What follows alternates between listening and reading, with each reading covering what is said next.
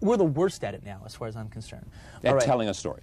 Telling a story. We don't tell a story. We tell a situation. Most of the movies that you see nowadays. I couldn't agree more. In 2025, finding a movie that actually follows that principle is rare, and usually too good to be true.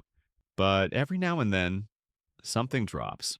Welcome back to Nerd Lounge. Today we're talking about Drop, a 2025 horror thriller that actually delivers.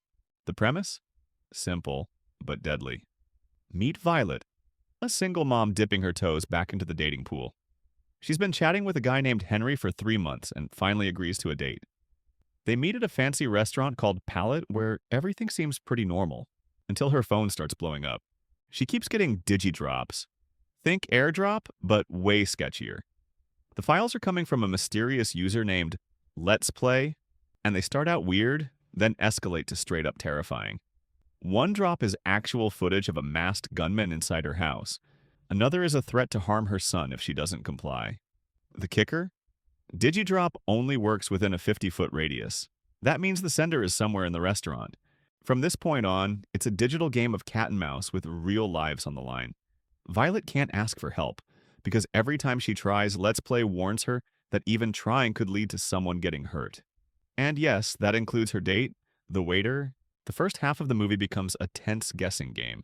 Is the creepy guy on his phone a stalker? What about the awkward old man on the train wreck blind date? You're a real jerk. Loser. Or the flirty musician who clearly thinks he's the main character. Maybe even the overly friendly waiter who just won't stop cracking dad jokes. And of course, there's Henry. Too good to be true or part of the game. Here's where Drop really shines. The dialogue is sharp, the tension is constant, and the acting is on point. Every character feels a little off. But not so much that it's obvious, just enough to keep both Violet and the audience second-guessing every interaction.